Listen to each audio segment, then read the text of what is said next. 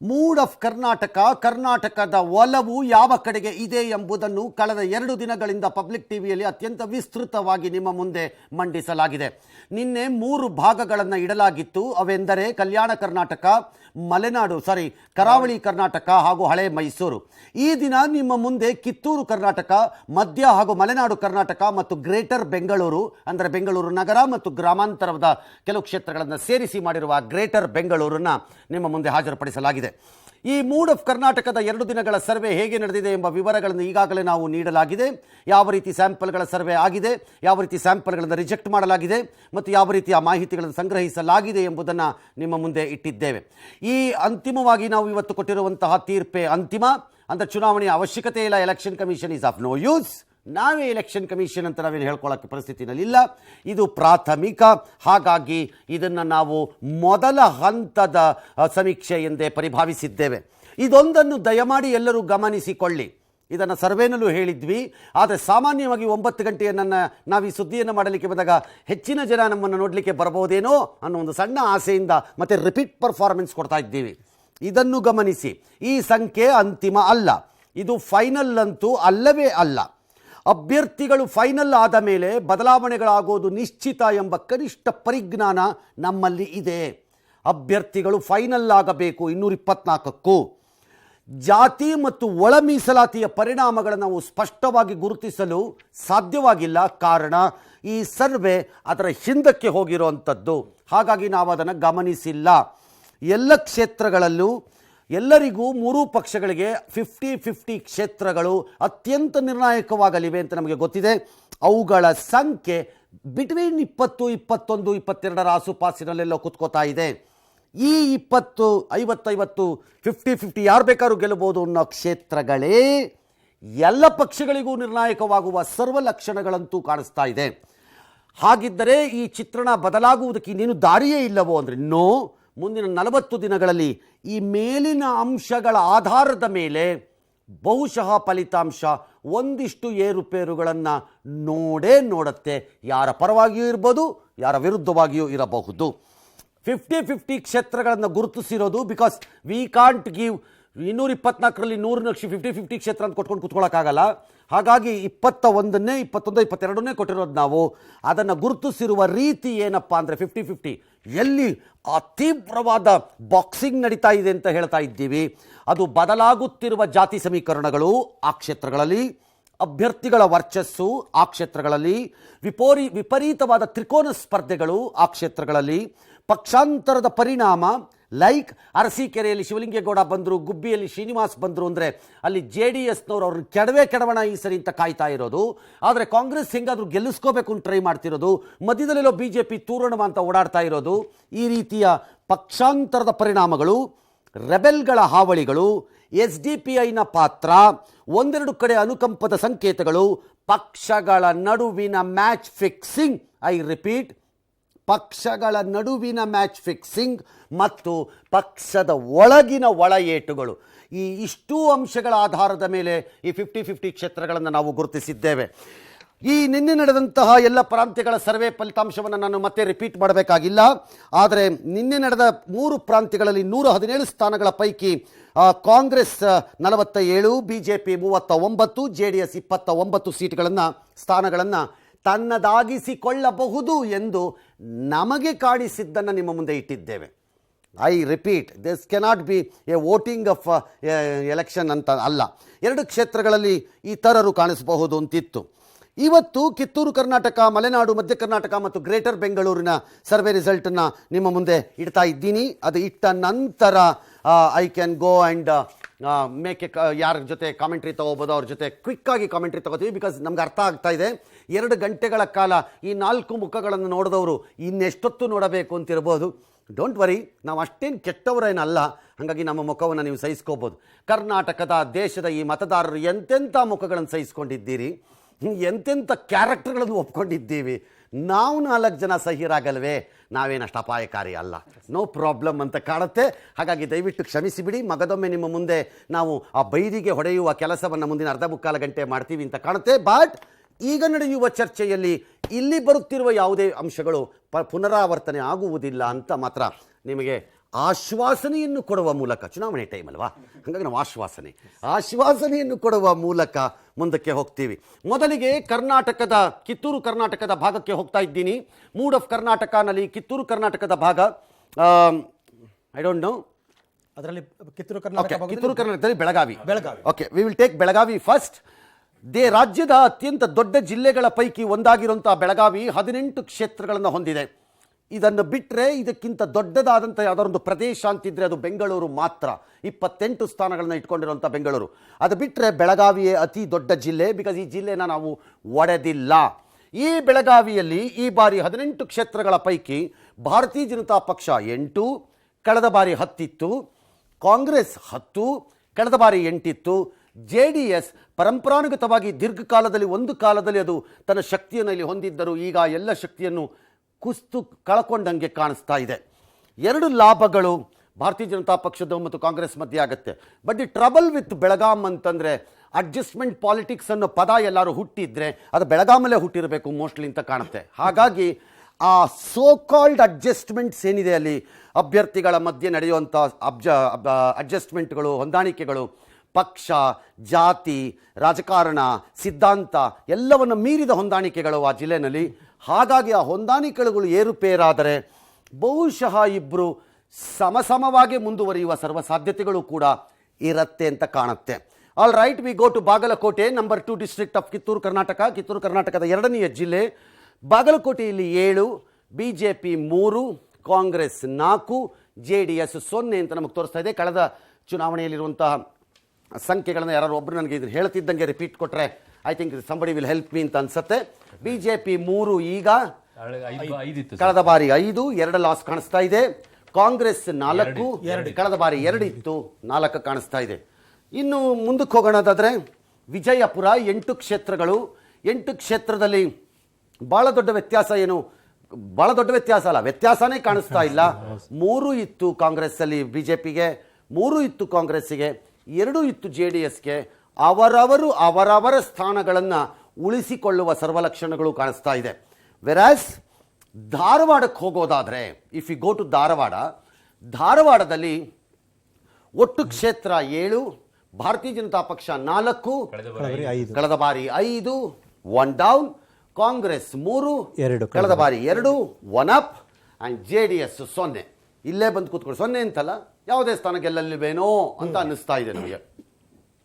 ಭಾರತೀಯ ಜನತಾ ಪಕ್ಷದಲ್ಲಿ BJP 4 ಇದ್ದಿದ್ದು 1 ಕಳ್ಕೊಳ್ತಿರೋದು ಏನಾದರೂ ರಿಪೇರಿ ಆಗಬೇಕು ಅಂತದಕ್ಕೆ ಲೆಕ್ಕಾಚಾರ ಇದ್ದರೆ, ನಾನು ಆರಂಭದಲ್ಲೇ ಹೇಳಿದಂಗೆ ಜಾತಿ ಮತ್ತು ಮೀಸಲಾತಿಗಳ ಎಫೆಕ್ಟ್ಗಳು ಏರುಪೇರಾಗ್ತಾ ಬಂದರೆ ಏನಾದರೂ ಚೂರು ಪಾರೋದು ಲಾಭ ಆಗಿ ಬ್ಯಾಲೆನ್ಸ್ ಔಟ್ ಆಗಬಹುದೇನೋ ಆ ಭಾಗದಲ್ಲಿ ಮಾತ್ರ. ಇನ್ನು ಗದಗದಲ್ಲಿ 4 ಸ್ಥಾನಗಳು ಅತ್ಯಂತ ಪುಟ್ಟದಾದಂತಹ ಜಿಲ್ಲೆಯಾಗಿ ಹೊರಹೊಮ್ಮಿದೆ. ಅದು BJP 2, ಕಾಂಗ್ರೆಸ್ 2 ಸಮಬಲಿತವಾಗಿ ಹೊಂದಾಣಿಕೆ ಮಾಡ್ಕೊಂಡಂಗೆ ಹಂಚ್ಕೊಂಡಂಗೆ ಕಾಣಿಸುತ್ತೆ. ಅದು ಕಳೆದ ಬಾರಿ ಭಾರತೀಯ ಜನತಾ ಪಕ್ಷದಲ್ಲಿ 3 ಇತ್ತು, 1 BJP ಕಳೆದುಕೊಳ್ಳಬಹುದೇನೋ ಅನ್ನಿಸ್ತಿದೆ. ಕಾಂಗ್ರೆಸ್ 1 ಗೈನ್ ಮಾಡ್ಕೊಂಡ್ಬಿಡ್ಬೋದು ಅಂತ ಅನ್ನಿಸ್ತಿದೆ. ಹಾಗೆ ನೋಡಿದ್ರೆ ಈ 21-22 ಕ್ಷೇತ್ರಗಳೇನಿವೆ ತೀವ್ರ ಜಿದ್ದಾಜಿದ್ದು ಅಂತ ಕಾಣಿಸ್ತಾ ಇದೆ. 50-50 ಏನು ಕಾಣಿಸ್ತಾ ಇದೆ. ಆ 21-22 ಕ್ಷೇತ್ರಗಳಲ್ಲಿ ಈ ಭಾಗದಲ್ಲೂ ಒಂದಿಷ್ಟು ಕ್ಷೇತ್ರಗಳು ಕಾಣಿಸ್ತಾ ಇವೆ.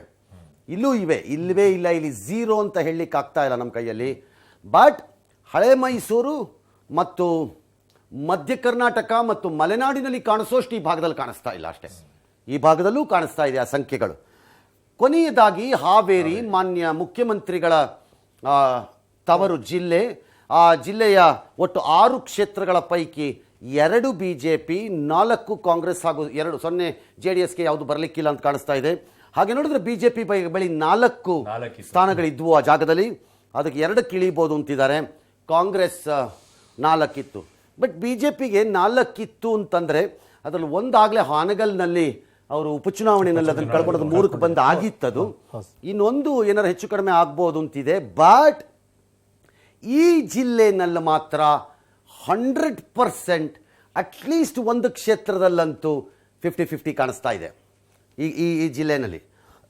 ಡಾಟ್ 50-50ನಲ್ಲಿ ಬೆನಿಫಿಟ್ ಆಫ್ ಡೌಟು ಕಾಂಗ್ರೆಸ್ಗೆ ನಾವು ಕೊಟ್ಟಿರೋ ಪರಿಣಾಮ ಅವ್ರಿಗೊಂದು ಜಾಸ್ತಿ ಬಂದಿದೆ. ಆ 50-50 ಏರುಪೇರಾದರೆ ಆ ಕ್ಷೇತ್ರದಲ್ಲಿ ಆಗ BJP 3 ಕಾಂಗ್ರೆಸ್ 3 ಆಗುವ ಸರ್ವಸಾಧ್ಯತೆಗಳು ಇವೆ. ಸಾಮಾನ್ಯವಾಗಿ ನೀವು ಅನ್ಕೋತಾ ಇರ್ಬೋದು ಯಾಕೆ ಆ ಕ್ಷೇತ್ರ ಅಂದಾಗ ನಿಮಗೆ ಅದು ಗೊತ್ತಿದ್ರೆ ಅಂತ. ನಮಗೆ ಗೊತ್ತಿದ್ದಂಗೆ ಕಾಣಿಸ್ತಾ ಇದೆ ಯಾವ ಕ್ಷೇತ್ರದಲ್ಲಿ ಈ 50-50 ಪರಿಸ್ಥಿತಿ ಬರ್ತಾ ಇದೆ ಅಂತ. ಆದರೆ ನಾವು ಅಂದ್ಕೊಂಡಿದ್ದೀವಿ ಟೂ ಅರ್ಲಿ ಟು ಟಾಕ್, ಅದನ್ನು ಭಾಳ ಬೇಗ ಆಗೋಬಹುದು ಅದನ್ನು ಮಾತನಾಡೋದಕ್ಕೆ. ಈಗಲೇ ಕ್ಷೇತ್ರವನ್ನು ಹೆಸರಿಸಿ ಹಿಡಿಯೋದು ಸ್ವಲ್ಪ ತಪ್ಪಾದೀತೇನೋ ಅನ್ನೋ ಲೆಕ್ಕಾಚಾರದ ಹಿನ್ನೆಲೆಯಲ್ಲಿ ಹಿಂದಕ್ಕೆ ಹೋಗಿದ್ದೀವಿ. ಬಟ್ ಇದರ ಒಳಗಡೆ ಇರುವಂತಹ ಕ್ಷೇತ್ರದ ಪೈಕಿ ಹಾವೇರಿನಲ್ಲಿ ಮುಖ್ಯಮಂತ್ರಿ ಬಸವರಾಜ ಬೊಮ್ಮಾಯಿ ಅವರ ಶಿಗ್ಗಾಂವಿ ಕ್ಷೇತ್ರ ಕೂಡ ಅಡಗಿದೆ. ಶಿಗ್ಗಾಂವಿ ಕ್ಷೇತ್ರದಲ್ಲಿ ಈ ಬಾರಿ ಅವರನ್ನು ಸೋಲಿಸಬೇಕು, ಈ ಬಾರಿ ಎಲ್ಲರೂ ಒಟ್ಟಾಗಬೇಕು, ಡ್ಯಾಶ್ ಡ್ಯಾಶ್ ಡ್ಯಾಶ್ ಅನ್ನೋ ಟಾಕ್ಸು ಭಾಳ ದಿನದಿಂದ ವಿಪಕ್ಷಗಳ ವಲಯಗಳಲ್ಲಿ ನಡೀತಾ ಬಂದಿದೆ. ಬಟ್ ಒಳ ಮೀಸಲಾತಿ ಜಾರಿ ಬಂದ ನಂತರ ಆ ಪರಿಸ್ಥಿತಿ ಸ್ವಲ್ಪ ಏರುಪೇರಾಗಿ ಮುಖ್ಯಮಂತ್ರಿಗಳು ಅಂಥ ದೊಡ್ಡ ಸಮಸ್ಯೆಯಲ್ಲಿದ್ದಾರೆ ನಮಗೆ ಕಾಣಿಸ್ತಾ ಇರೋದು ಲಕ್ಷಣ ಸದ್ಯಕ್ಕಂತೂ ಇಲ್ಲ. ಇದಿಷ್ಟುವೇ ಕಿತ್ತೂರು ಕರ್ನಾಟಕದ ಚಿತ್ರಣ. ಲೆಟ್ ಮಿ ಗೋ ಮಲೆನಾಡು ಮತ್ತು ಮಧ್ಯ ಕರ್ನಾಟಕಕ್ಕೆ. ಓವರಾಲ್ ಅವರು ಲೆಕ್ಕ ಹಾಕಿರಲ್ಲ, ನಾವೇ ಕೊಡ್ಬೇಕಾ? ಓಕೆ. ಓವರಾಲ್ ಕಿತ್ತೂರು ಕರ್ನಾಟಕದಲ್ಲಿ ಒಟ್ಟು ಕ್ಷೇತ್ರ 50 ಕ್ಷೇತ್ರ, ಹಾಫ್ ಎ ಸೆಂಚುರಿ. ಭಾರತೀಯ ಜನತಾ ಪಕ್ಷ 22, ಕಾಂಗ್ರೆಸ್ 26, JDS 2 ಕ್ಷೇತ್ರಗಳನ್ನು ಕಾಣಿಸ್ತಾ ಇದೆ. ಅನ್ಲೆಸ್ BJP ಇಲ್ಲೇನಾದರೂ ಒಂದು ಕರಾಮತ್ತನ್ನು ಮಾಡಿ ತನ್ನ ಶಕ್ತಿಯನ್ನು ವೃದ್ಧಿಸಿಕೊಳ್ಳದೇ ಇದ್ದರೆ, ಬಿಕಾಸ್ ದಿಸ್ ಇಸ್ ಅದರ ಅತ್ಯಂತ ಶಕ್ತಿಯುತವಾದ ಒಂದು ಪ್ರದೇಶ ಕರ್ನಾಟಕದಲ್ಲಿ, ಅದೇ ಅತ್ಯಂತ ಶಕ್ತಿಯುತವಾದ ಪ್ರದೇಶ. ಹಾಗಾಗಿ ಉಳಿಸ್ಕೊಳ್ಳದೆ ಇದ್ದರೆ ಸ್ವಲ್ಪ ಕಷ್ಟಕ್ಕೆ ಸಿಗಾಕೊಳ್ಳೋದಂತೂ ನಿಶ್ಚಿತ. ಅವರು ಲೆಟಸಿ ಅದು ಏನಾಗುತ್ತೆ ಅಂತ ಆಮೇಲೆ ನೋಡೋಣ. ಇದು ಮೊದಲನೆಯ ಸರ್ವೆ, ಹಾಗಾಗಿ ಮುಂದಿನ ದಿನಗಳಲ್ಲಿ ಬರ್ಬೋದಾದಂಥ ಫಲಿತಾಂಶಗಳು ಅಥವಾ ಚಿತ್ರಣಗಳು ಹೇಗೆ ಬದಲಾಗುತ್ತೆ ಅನ್ನೋದನ್ನು ಆಮೇಲೆ ನೋಡೋಣ. ಮಲೆನಾಡು ಮತ್ತು ಮಧ್ಯ ಕರ್ನಾಟಕ. ಈ ಮಲೆನಾಡು ಮತ್ತು ಮಧ್ಯ ಕರ್ನಾಟಕಕ್ಕೆ ಹೋಗೋದಾದರೆ ಇಲ್ಲಿ ಶಿವಮೊಗ್ಗ, ಚಿಕ್ಕಮಗಳೂರು, ದಾವಣಗೆರೆ ಮತ್ತು ಚಿತ್ರದುರ್ಗ ಜಿಲ್ಲೆಗಳನ್ನು ಒಳಗೊಂಡಿದೆ. ಇದು ಒಟ್ಟು 7 ಕ್ಷೇತ್ರಗಳು ಶಿವಮೊಗ್ಗೆಯಲ್ಲಿ ಕಾಣಿಸ್ತಾ ಇದೆ. ಶಿವಮೊಗ್ಗೆಯ ಕೂಡ ಅಷ್ಟೇ ಕುತೂಹಲಕಾರಿಯಾದಂಥ ಜಿಲ್ಲೆ ಆಗಿದೆ, ಲೈಕ್ ಹಾವೇರಿ ಇದ್ದಂಗೆ. ಯಾಕಂದರೆ ಯಡಿಯೂರಪ್ಪನವರು ಪುತ್ರ ಅಲ್ಲಿ ನಿಲ್ಲಿಸ್ತಾರೋ, ಎಲ್ಲಿ ನಿಲ್ಲಿಸ್ತಾರೋ, ಎಲ್ಲಿ ನಿಲ್ಲಿಸುತ್ತಾರೋ ಯಾರಿಗೆ ಗೊತ್ತಪ್ಪ ಭಗವಂತ ಅಂತಂದಂಗೆ ಒಟ್ಟು 7 ಕ್ಷೇತ್ರಗಳಲ್ಲಿ ಭಾರತೀಯ ಜನತಾ ಪಕ್ಷ 5, ಕಾಂಗ್ರೆಸ್ 2, JDS 0 ಮೇಲ್ನೋಟಕ್ಕೆ ಕಾಣಿಸ್ತಾ ಇದೆ. ಬಟ್ ಪಾಸಿಬಲಿ ತುಂಬ ಕಷ್ಟಪಟ್ಟರೆ, ತನ್ನ ಎಲ್ಲ ಶಕ್ತಿಗಳನ್ನು ಕ್ರೋಢೀಕರಿಸಿಕೊಂಡರೆ, ಕ್ಯಾಂಪೇನ್ ಸ್ಟ್ರಾಟಜಿನ ಪಕ್ಕಾ ಮಾಡಿದರೆ ಒಂದರಲ್ಲಿ ಗೆಲ್ಲುವ ಸಾಧ್ಯತೆಯೂ ಇರಬಹುದು. ಯಾಕಂದರೆ that is in 50-50. But the benefit of ಡೌಟನ್ನು ಇದಕ್ಕೆ BJPಗೆ ಟ್ರಾನ್ಸ್ಫರ್ ಮಾಡಿರೋದ್ರಿಂದ ಅವ್ರಿಗೆ 5 ಕಾಣಿಸ್ತಾ ಇದೆ. ಪಾಸಿಬಲಿ ಒಂದಿರಬಹುದು ತುಂಬ ಕಷ್ಟಪಟ್ಟರೆ. That's exactly what I am saying. Exactly ಕಾಂಗ್ರೆಸ್ಗೆ 5-2 ಒಂದಿತ್ತು ಅಷ್ಟೇ ಕಾಂಗ್ರೆಸ್ ಹತ್ರ, ಅದು 2 ಅಂತ ಕಾಣಿಸ್ತಾ ಇದೆ. ಆದರೆ ಈ 2ನೇ ಸ್ಥಾನ ಏನಿದೆ ಕಾಂಗ್ರೆಸ್ದು, ಅದು 50-50 ಒಳಗಡೆನೇ ಇದೆ. ಅದು 50-50ಲೇ ಇದೆ, ಅನುಮಾನನೇ ಇಲ್ಲ ಅದರಲ್ಲಿ. 2ನೇ ಹೆಚ್ಚುವರಿ ಸ್ಥಾನ ಅಂತ ಅವ್ರು ಏನು ಅನ್ಕೋತಿದ್ದಾರೆ, ಅದು 50-50 ವ್ಯಾಪ್ತಿಯಲ್ಲಿದೆ. ಆದರೆ ಆ 50-50ಲಿ ಸದ್ಯಕ್ಕೆ ಇವರು ಸ್ವಲ್ಪ ಸ್ಟ್ರಾಂಗ್ ಇರಬಹುದೇನೋ ಅನ್ನುವ ಅನುಮಾನದ ಆಧಾರದಲ್ಲಿ ಅದನ್ನು ಕಾಂಗ್ರೆಸ್ ಕಡೆಗೆ ಟ್ರಾನ್ಸ್ಫರ್ ಮಾಡಿರೋದ್ರಿಂದ ಇವ್ರದ್ದು 1 ಕಾಣಿಸ್ತಾ ಇದೆ. ಆ 50-50ನಲ್ಲಿ ಏನಾದ್ರು BJP ಮ್ಯಾನೇಜ್ ಮಾಡೋಕ್ಕಾದರೆ BJP can retain its numbers ಅಂತ ಕಾಣಿಸ್ತಾ ಇದೆ ಶಿವಮೊಗ್ಗದಲ್ಲಿ. All right. ಚಿಕ್ಕಮಗಳೂರು ಏನಾಗುತ್ತಾ ಇದೆ ನೋಡ್ಕೊಂಬಂದ್ಬಿಡೋಣ. ನನ್ನ ಸನ್ಮಿತ್ರರು ಆದಂತಹ ಸನ್ಮಾನ ಶ್ರೀ ರವಿ ಅವರ ಊರು. ನಗ್ತಾ ಇದ್ದೀರಿ? Is not my friend? Close friend. Close friend. Okay, all right. Chikkamagaluru 5 ಕ್ಷೇತ್ರಗಳನ್ನು ಒಳಗೊಂಡಿರುವಂಥ ಚಿಕ್ಕಮಗಳೂರಿನಲ್ಲಿ ಭಾರತೀಯ ಜನತಾ ಪಕ್ಷ 3, ಕಾಂಗ್ರೆಸ್ 2, JDS ಯಾವುದೇ ಲಕ್ಷಣನ ಸದ್ಯಕ್ಕಂತೂ ತೋರಿಸ್ತಾ ಇಲ್ಲ. ಹಾಗೆ ನೋಡಿದ್ರೆ BJPಯ ಬಳಿ ಕಳೆದ ಬಾರಿ 4 ಸ್ಥಾನಗಳು, 1ನ ಏರ್ಪೇರ್ ಮಾಡ್ಕೋಬಹುದು ಅಂತ ಇದ್ದಾರೆ. ಕಾಂಗ್ರೆಸ್ 2 ಸ್ಥಾನ, 1 ಸ್ಥಾನ ಇತ್ತು, ಈಗ 2 ಸ್ಥಾನಕ್ಕೆ ಹೋಗ್ಬೋದು ಅಂತ. ಚಿಕ್ಕಮಗಳೂರಿನಲ್ಲಿ ನಮ್ಮ ದೃಷ್ಟಿಯಲ್ಲಿ 1 ಕ್ಷೇತ್ರವಂತೂ ತೀವ್ರ ಹಣಾಹಣಿಗೆ ಒಳಗಾಗ್ತಾ ಇದೆ. 1 ಕ್ಷೇತ್ರ ಇದೆ, ವಿ ಎಕ್ಸಾಕ್ಟ್ಲಿ ನೋ ಅದು ಯಾವ ಕ್ಷೇತ್ರ ಅಂತ. ಅಲ್ಲಿ ಜಾತಿ ಕಾಂಬಿನೇಷನ್ಗಳು ಮತ್ತು ಕಾಂಗ್ರೆಸ್ಸಿನ ಅಭ್ಯರ್ಥಿಯ ಆಯ್ಕೆ ಏನಾದೀತು ಅಂತ ನಮಗೆ ಲೆಕ್ಕ ಸಿಗ್ತಾ ಇಲ್ಲ ಅಲ್ಲಿ. ಹಾಗಾಗಿ ಅದನ್ನು ಬಾಯಿ ಮುಚ್ಕೊಂಡು ಸುಮ್ಮನಿದ್ದೀವಿ ಅಷ್ಟೇ ನಾವು. ಇಲ್ಲದ್ರೆ ವಿ ಕುಡ್ ಹ್ಯಾವ್ ಸೆಡ್ ಅದು ಯಾವ ಕಡೆ ಟರ್ನ್ ಆಗ್ತಿದೆ ಅಂತ ಹೇಳ್ಬೋದಿತ್ತೇನೋ. ಬಟ್ ಕಾಂಗ್ರೆಸ್ಸಲ್ಲಿ ಕ್ಯಾಂಡಿಡೇಟ್ ಕೊಟ್ಟಿಲ್ಲ. 2ನೇದು ಜಾತಿ ಲೆಕ್ಕಾಚಾರಗಳು ಏನಾಗಬಹುದು ಅನ್ನೋ ಲೆಕ್ಕ ಸಿಕ್ಕಿಲ್ಲ. ಹಾಗಾಗಿ ಅದು ಒಂದು ಕ್ರಿಟಿಕಲ್ ಕಂಡೀಷನಲ್ಲಿ ಕೂತ್ಕೊಂಡಿದೆ. ದಾವಣಗೆರೆ ಮಧ್ಯ ಕರ್ನಾಟಕಕ್ಕೆ ಬರ್ತಾ ಇದ್ದೀವಿ. ದಾವಣಗೆರೆ 7 ಕ್ಷೇತ್ರಗಳು. ದಾವಣಗೆರೆಯಲ್ಲಿ ಭಾರತೀಯ ಜನತಾ ಪಕ್ಷ 4, ಕಾಂಗ್ರೆಸ್ 3 ಮತ್ತು JDSನ ಪರಿಸ್ಥಿತಿ ಚೆನ್ನಾಗಿಲ್ಲ. ಭಾರತೀಯ ಜನತಾ ಪಕ್ಷ 4ರ ಬದಲು 5, 1 ಲಾಸ್ ತೋರಿಸ್ತಾ ಇದೆ. ಕಾಂಗ್ರೆಸ್ 2 ಇತ್ತು, 1 ಗೈನನ್ನು ತೋರಿಸ್ತಾ ಇದೆ. ಓಕೆ, ಈ ಗೈನಿನ ಕಾಂಗ್ರೆಸ್ನಲ್ಲೂ 2020 ಒಂದಿದೆ, 50-50 ಒಂದಿದೆ. ಐಮ್ ಸಾರಿ, 2020 ಇಲ್ಲ, 50-50 ಒಂದಿದೆ. ಹಾಗಾಗಿ ಸದ್ಯಕ್ಕೆ ಕಾಂಗ್ರೆಸ್ಗೆ ಒಂದು ಅಪ್ಪರ್ ಹ್ಯಾಂಡ್ ಇದ್ದಂಗಿದೆ. ಅದನ್ನು ಹೋಲ್ಡ್ ಮಾಡಿ ಕಾಯ್ದುಕೊಂಡು ಮುಂದೆ ಸಾಗುವಂತಹ ಶಕ್ತಿ ಆ ಪಕ್ಷಕ್ಕೆ ಇದೆಯಾ ಇಲ್ವಾ ಅನ್ನೋದು ಮುಂದಿನ ದಿನಗಳಲ್ಲಿ ಗೊತ್ತಾಗಬೇಕಷ್ಟೆ ನಮಗೆ. ಆಲ್ ರೈಟ್, ಇನ್ನು ಅಲ್ಲಿಂದ ಮುಂದಕ್ಕೆ ಬರೋದಾದರೆ ದುರ್ಗದಲ್ಲಿ 6 ಕ್ಷೇತ್ರಗಳಲ್ಲಿ 4 BJP, ಕಾಂಗ್ರೆಸ್ 2, JDS ಕಾಣಿಸ್ತಾ ಇಲ್ಲ. BJP 5 ಇತ್ತು, 5 ಇದ್ದಿದ್ದು 4ಕ್ಕೆ ಬಂದಿದೆ. ಕಾಂಗ್ರೆಸ್ 2 ಇದೆ, 1 ಇತ್ತು, 2ಕ್ಕೆ ಹೋಗ್ತಾ ಇದೆ ಅಂತ ಲೆಕ್ಕಾಚಾರ ಇದೆ.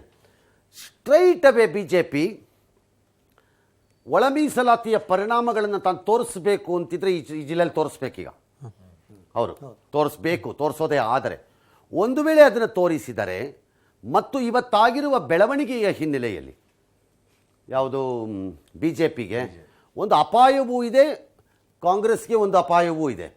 ಆಗಿರುವ ಬೆಳವಣಿಗೆ ಹಿನ್ನೆಲೆ ಕೊಡ್ಲಿಗಿಯಿಂದ ಇರುವಂತಹ ಶಾಸಕರು ರಾಜೀನಾಮೆ ಕೊಟ್ಟು ಕಾಂಗ್ರೆಸ್ಸಿಗೆ ಬಂದಿದ್ದಾರೆ ಅಂದರೆ ಅವರು ಅಲ್ಲೆಲ್ಲೋ ಮೊಳಕಾಲ್ಮೂರು ಹತ್ರಕ್ಕೆ ಹೋಗ್ತಾರೆ ಅಂತ ಅರ್ಥ.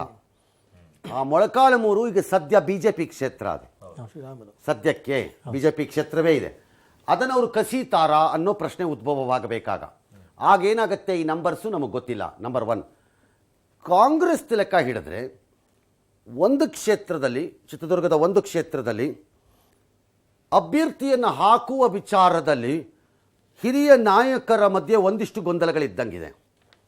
ಒಂದು ಕ್ಷೇತ್ರದಲ್ಲಿ ಯಾರನ್ನ ಅಭ್ಯರ್ಥಿ ಮಾಡ್ತಾರೆ ಅನ್ನೋ ಆಧಾರದ ಮೇಲೆ ಅಲ್ಲಿ ಕಾಂಗ್ರೆಸ್ ತಾನು ಜಯಿಸ್ತೀನಾ ಇಲ್ವಾ ಅನ್ನೋದು ತೀರ್ಮಾನ ಆದಂಗೆ ಆಗತ್ತೆ ಅಂತ ಕಾಣಿಸ್ತಾ ಇದೆ. But largely number appears to be okay. ಚಿತ್ರದುರ್ಗದಲ್ಲಿ plus or one or two ಸ್ಥಾನ ಹೀಗೂ ಹಾಗೂ ಆಗುವ ಸಾಧ್ಯತೆಗಳು ಉಂಟು. ಒಟ್ಟು ಕ್ಷೇತ್ರ ಮಲೆನಾಡಿನಲ್ಲಿ 25 ಕ್ಷೇತ್ರ ಇದೆ.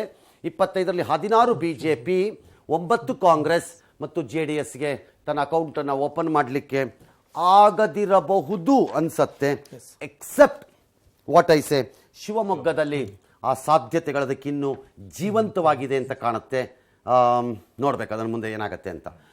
JDSನವ್ರನ್ನೇ ನಾವು ಮಾತಾಡ್ಸಕ್ಕೆ ಹೋದ್ರಲ್ಲಿ 2 ಸೀಟ್ ಇದೆ ಅಂತ ಹೇಳಬಹುದು ಅಂತ ಕಾಣುತ್ತೆ. ಶಿವಮೊಗ್ಗನಲ್ಲವರು 2 ಇದೆ ನಮ್ಮ ಹತ್ರ, ಶಿವಮೊಗ್ಗ ಭಾಗದಲ್ಲಿ ಅಂತ ಅವ್ರು ಅನ್ಕೋತಿರ್ಬೋದು. ಬಟ್ ನಮಗೆ ಅತ್ಯಂತ ಸ್ಪಷ್ಟವಾಗಿ ಒಂದಂತೂ ಕಾಣಿಸ್ತಾ ಇದೆ. ಅದು ಅವ್ರು ಉಳಿಸ್ತಾರ ಬಿಡ್ತಾರ ಅನ್ನೋದು ಮುಂದೆನೇ ಗೊತ್ತಾಗಬೇಕು. ಇದಿಷ್ಟು ಮಧ್ಯ ಕರ್ನಾಟಕ. ಮುಗಿಸ್ಬಿಡ್ಲಾ ಬೆಂಗಳೂರನ್ನ? ಏನಂತೀರಿ ನೀವು 3 ಜನ? ನೀವು ಅನುಮತಿ ಕೊಟ್ಟರೆ ಮುಗಿಸ್ತೀನಿ. All right. ಯಾಕೆ ಬಾಯ್ ಯಾಕೆ ನಗ್ತಾ ಇದ್ದೀರಿ? ಮುಗಿಸೋಣ. ಏನನ್ನು ನೋಡಿ ನಗ್ತಾ ಇದ್ದೀರಿ? ಅನುಮತಿ ಕೇಳ. ಹಾಂ, ಯಾಕೆ ಕೇಳಬಾರ್ದು? ವಾಯ್? ಹಾಂ, ಆಲ್ ರೈಟ್. ಈಗ ಸದ್ಯಕ್ಕೆ ನಾವು ಗ್ರೇಟರ್ ಬೆಂಗಳೂರಿಗೆ ಹೋಗೋಣ. ಏನಿದು ಗ್ರೇಟರ್ ಬೆಂಗಳೂರು ಅಂದರೆ ಸರ್ ಅಂತ ಒಂದು ದಿನ ಮಾಡ್ತಾರಲ್ಲ, ಅದನ್ನು ಗ್ರೇಟರ್ ಬೆಂಗಳೂರು ಅಂತ ಅವ್ರು ಮಾಡ್ತಾರೆ. ಅವ್ರು ಮಾಡೋಕ್ಕೆ ಮೊದಲು ನಾವು ಮಾಡ್ಕೊಂಡಿದ್ದೀವಿ ಅಷ್ಟೇ. ಈ ಗ್ರೇಟರ್ ಬೆಂಗಳೂರು ಅಂದರೆ ಬೆಂಗಳೂರು ನಗರದ 28 ಕ್ಷೇತ್ರ ಹಾಗೂ ಬೆಂಗಳೂರು ಗ್ರಾಮಾಂತರದ 4 ಕ್ಷೇತ್ರಗಳನ್ನು ಸೇರಿಸ್ಕೊಂಡು ನಾವು ಲೈಕ್ ಆನೇಕಲ್ಲು ಈ ಥರದನ್ನೆಲ್ಲ ಸೇರಿಸ್ಕೊಂಡು, ಆನೇಕಲ್ ಬೆಂಗಳೂರೇ ನನ್ನ ಲೆಕ್ಕಾಚಾರದಲ್ಲಿ, ಸ್ಟಿಲ್ ಇಟ್ಸ್ ಓಕೆ, ಗ್ರಾಮಾಂತರ ಎಲ್ಲ ಸೇರಿಸಿ ನಾವು ಅದನ್ನು 32 ಸ್ಥಾನಗಳಿಗೆ ತಂದು ನಿಲ್ಲಿಸ್ಕೊಂಡಿದ್ದೀವಿ. ಹಾಗಾಗಿ ವಿ ಕಾಲ್ ಇಟ್ ಆ್ಯಸ್, ಅದನ್ನು ನಾವು ಬೆಂಗಳೂರು ಗ್ರೇಟರ್ ಬೆಂಗಳೂರು, ಬೃಹತ್ ಬೆಂಗಳೂರು ಅಂತ ಕರ್ಕೋತಾ ಇದ್ದೀವಿ. ಈ ಬೃಹತ್ ಬೆಂಗಳೂರಿನಲ್ಲಿ 28 ಕ್ಷೇತ್ರಗಳನ್ನು ನಾವು ಬೆಂಗಳೂರಿನಲ್ಲಿ 28 ಕ್ಷೇತ್ರಗಳನ್ನು ನಾವು ಇಟ್ಕೊಂಡಿದ್ದೀವಿ. ಅದರಲ್ಲಿ 16 BJP, 12 ಕಾಂಗ್ರೆಸ್ ಮತ್ತು JDS ಇರುವುದನ್ನು ಉಳಿಸಿಕೊಳ್ಳಲು ಇರುವ ಒಂದು ಜಾಗದಲ್ಲಿ ತುಂಬ ತೀವ್ರ ಫೈಟಿಂಗಲ್ಲಿರೋದರಿಂದ ಹಿಂಗೂ ಏನು ಬೇಕಾದ್ರೂ ಆಗ್ಬೋದು. ಐದರ್ JDS ವಿಲ್ ಗೋ 0 ಅಥವಾ ಒಂದು ಓಪನ್ ಅಪ್ ಆದರೂ ಆಗಬಹುದು. ಹಾಗೆ ನೋಡಿದರೆ ಕಳೆದ ಚುನಾವಣೆಯಲ್ಲಿ ಭಾರತೀಯ ಜನತಾ ಪಕ್ಷ ವಲಸಿಗರು ಬರುವುದಕ್ಕೆ ಮೊದಲು ನಾನು ಹೇಳ್ತಾ ಇರೋದು, ಕಾಂಗ್ರೆಸ್ ಹೆಚ್ಚಿನ ಸಂಖ್ಯೆಗಳನ್ನು ಗೆದ್ದಿತ್ತು, ಭಾರತೀಯ ಜನತಾ ಪಕ್ಷ ಕಡಿಮೆ ಸಂಖ್ಯೆಯನ್ನು ಗೆದ್ದಿತ್ತು, 11 ಗೆದ್ದಿತ್ತು.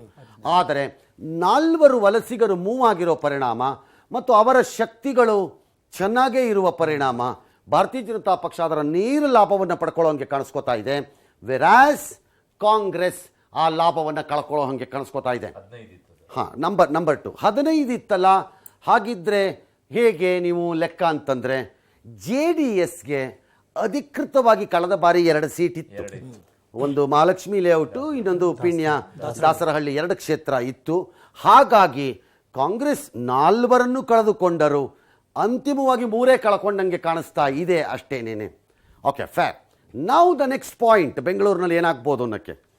ಈ 28 ಕ್ಷೇತ್ರಗಳ ಪೈಕಿ ಅಟ್ಲೀಸ್ಟ್ ನನ್ನ ಲೆಕ್ಕಾಚಾರದಲ್ಲಿ 2 ಕ್ಷೇತ್ರಗಳಲ್ಲಿ ಭಾರತೀಯ ಜನತಾ ಪಕ್ಷ ಅಪಾಯದ ಅಂಚಿನಲ್ಲಿ ಕೂತ್ಕೊಂಡಂಗೆ ಕಾಣಿಸ್ತಾ ಇದೆ. 2 ಕ್ಷೇತ್ರದಲ್ಲಿ ಭಾರತೀಯ ಜನತಾ ಪಕ್ಷ ಅಪಾಯದಲ್ಲಿ ಕೂತಿದೆ, ಎಗೇನೆಸ್ಟ್ ಕಾಂಗ್ರೆಸ್ ಅಂತ ಕಾಣಿಸ್ತಾ ಇದೆ. 2 ಕ್ಷೇತ್ರದಲ್ಲಿ ಕಾಂಗ್ರೆಸ್ ಭಾಳ ವಿಚಿತ್ರವಾಗಿ, ಆಶ್ಚರ್ಯಕರವಾಗಿ ನನಗಂತೂ 4 ಕ್ಷೇತ್ರಗಳಲ್ಲಿ ಅಪಾಯದಲ್ಲಿ ಸಿಕ್ಕಾಕೊಂಡಂಗಿದೆ.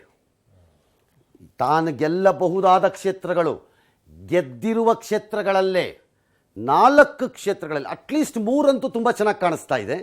4ನೇ ದಿನ ಯೂನಿಟ್ಟು ಸ್ವಲ್ಪ ಯೋಚನೆ ಮಾಡ್ಬೋದು, ಬಟ್ 3 ಅಂತೂ ಕಾಣಿಸ್ತಾ ಇದೆ.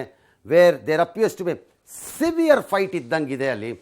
ಅದೇನಾದರೂ ಏರ್ಪೇರ್ ಆದರೆ, ನಿಜವಾಗಲೂ ಏರ್ಪೇರ್ ಆದರೆ Congress may lose further more ಅಂತ ಕಾಣಿಸ್ತಾ ಇದೆ. ಇನ್ನೂ ಜಾಸ್ತಿ ಕಳ್ಕೊಂಡ್ಬಿಡ್ಬೋದು ಕಾಂಗ್ರೆಸ್. ಅವಾಗ ಹೇಳಲಿಕ್ಕೆ ಬರಲ್ಲ ಅದನ್ನು. ವಿ ಕೆನಾಟ್ ಸೇ ಈಗಲೇ ಅದನ್ನು ತೀರ್ಮಾನ ಮಾಡಲಿಕ್ಕೆ ಸಾಧ್ಯವೇ ಇಲ್ಲದ ಪರಿಸ್ಥಿತಿ ನಮ್ಮದು. ಅರುಣ್ ಬಿಡಿಗೇರ್ ಕೇಳ್ತಾ ಇದ್ರು, ಅಭಿವೃದ್ಧಿ, ರಸ್ತೆ, ಗುಂಡಿ, ಹಳ್ಳ, ಸಮುದ್ರ, ಬಾವಿ ಎಲ್ಲೋಯ್ತು ಎಲ್ಲ ಅಂತ. ಬೆಂಗಳೂರಿನ ಮಹಿಮೆ ಎಷ್ಟು ಚೆನ್ನಾಗಿ ಸಾಮ್ರಾಜ್ಯಗಳನ್ನು ಸ್ಥಾಪನೆ ಮಾಡಿದ್ದಾರೆ ಅಂದರೆ ಈ 2 ಪಕ್ಷದ MLAಗಳು ಭಾಳ ಚೆನ್ನಾಗಿ ಮಾಡ್ಕೊಂಡಿದ್ದಾರೆ. ಮತ್ತು ಅವ್ರವ್ರು ಚೆನ್ನಾಗಿರೋಕ್ಕೆ ಏನು ಬೇಕೋ ಆ ವ್ಯವಸ್ಥೆನೂ ಮಾಡ್ಕೊಂಡಿದ್ದಾರೆ. ಆ ಕಡೆನೂ ಅಣ್ಣ ಇದ್ದಾನೆ, ಈ ಕಡೆನೂ ಅಣ್ಣ ಇದ್ದಾನೆ. ಅವ್ರು ಯಾವ ಪಕ್ಷದಲ್ಲರಾಗಿರ್ಬೋದು, ಅಣ್ಣನೇ ಅಷ್ಟೇ ಅಷ್ಟೇ, ಆ ಲೆವೆಲಲ್ಲಿ ಇದ್ದಾರೆ. ಅದು ಭಾಳ ಚೆನ್ನಾಗಿ ಕಾಣಿಸ್ತಿದೆ. ಇನ್ನು 3ನೇದು ಭಾಳ ಇಂಪಾರ್ಟೆಂಟ್ ಪಾಯಿಂಟ್, ಈ ಬೆಂಗಳೂರಿನ ಹಣದ ಕಾಂಚಾಣದ ಝಣದ ನೃತ್ಯದ ಮುಂದೆ ತುಂಬ ಕಷ್ಟ ಇದೆ. ಹೊಸಬರುಗಳಿಗೆ ಬಂದು ಅದನ್ನು ಮೆಟ್ಟಿ ನಿಂತು ಮುಂದಕ್ಕೆ ಸಾಗೋದು ಅಷ್ಟು ಸುಲಭ ಇದ್ದಂಗೆ ಕಾಣಿಸ್ತಾ ಇಲ್ಲ. ದೇರ್ ಆಲ್ ಡೀಪ್ ರೂಟೆಡ್ ಒಳಗೋಗ್ಬಿಟ್ಟಿದ್ದಾರೆ ಎಲ್ಲರೂ. ಇವ್ರುಗಳು ತುಂಬ ಡೀಪ್ ರೂಟಲ್ಲಿದ್ದಾರೆ ಇವ್ರುಗಳು. ಹಾಗಾಗಿ ಅದನ್ನು ಅಲ್ಲೋಲ ಕಲ್ಲೋಲ ಮಾಡಬೇಕು ಅಂತಂದರೆ ಹೊಸ ವ್ಯವಸ್ಥೆಗಳೇ ಮೂಡಬೇಕು. ಆ ವ್ಯವಸ್ಥೆನ ಮೂಡಿಸೋ ಲಕ್ಷಣ ಸದ್ಯಕ್ಕಂತೂ ನಮಗೆ ಕಾಣಿಸಿಲ್ಲ ಇಲ್ಲಿಯವರೆಗೆ. ಇನ್ನು ಬೆಂಗಳೂರು ಗ್ರಾಮಾಂತರ, ಲೆಟ್ ಮಿ ಗೋ ಕ್ವಿಕ್ಲಿ. 4 ಕ್ಷೇತ್ರ ಇಲ್ಲಿ. 4ರಲ್ಲಿ BJPಗೆ ಆಗಲೂ ಏನೂ ಇರಲಿಲ್ಲ, ಈಗಲೂ ಏನೂ ಇದ್ದಂಗೆ ಕಾಣಿಸ್ತಾ ಇಲ್ಲ. ವೆರಸ್ ಕಾಂಗ್ರೆಸ್ಗೆ 2 ಮತ್ತು JDSಗೆ 2 ಕ್ಷೇತ್ರಗಳು. ಕಾಂಗ್ರೆಸ್ದು ಲಾಸ್ಟ್ ಟೈಮೂ 2, JDSಗೂ 2 ಇತ್ತು. ಇಟ್ ಡಸಂಟ್ ಲುಕ್ BJPಗೆ ಗ್ರಾಮಾಂತರದಲ್ಲಿ ದೊಡ್ಡ ಇಂಪ್ಯಾಕ್ಟನ್ನು ಮಾಡಲಿಕ್ಕೆ ಆಗಿದೆ ಅಂತ ನಾವು ಅನ್ಕೋತಾ ಇಲ್ಲ. ಸೊ ಒಟ್ಟು 32ರಲ್ಲಿ ಅಂದರೆ ಬೃಹತ್ ಬೆಂಗಳೂರಿನ 32ರ ಪೈಕಿ 16, 14 ಮತ್ತು 2 ನಂಬರ್ಗಳು ಕಾಣಿಸ್ಕೋತಾ ಇದೆ. ಅಫ್ಕೋರ್ಸ್ ನಾನು ಆಗ ಹೇಳಿದ್ದ ಅಪಾಯಗಳು BJP ಮತ್ತು ಕಾಂಗ್ರೆಸ್ಸನ್ನು ಮುಂದಿನ 40 ದಿನಗಳಲ್ಲಿ ಇವರಿಗೆ ಒಂದು 4 ಕ್ಷೇತ್ರದಲ್ಲೂ, ಇವರಿಗೆ ಅಟ್ಲೀಸ್ಟ್ 2 ಕ್ಷೇತ್ರದಲ್ಲೂ ಕಾಡತ್ತೆ ಅಂತ ಅನ್ನಿಸ್ತಾ ಇದೆ. ಇದು ಇಷ್ಟುವೇ ಬೆಂಗಳೂರಿನ ಚಿತ್ರಣ. ಈಗೇನು ಮಾಡೋಣ?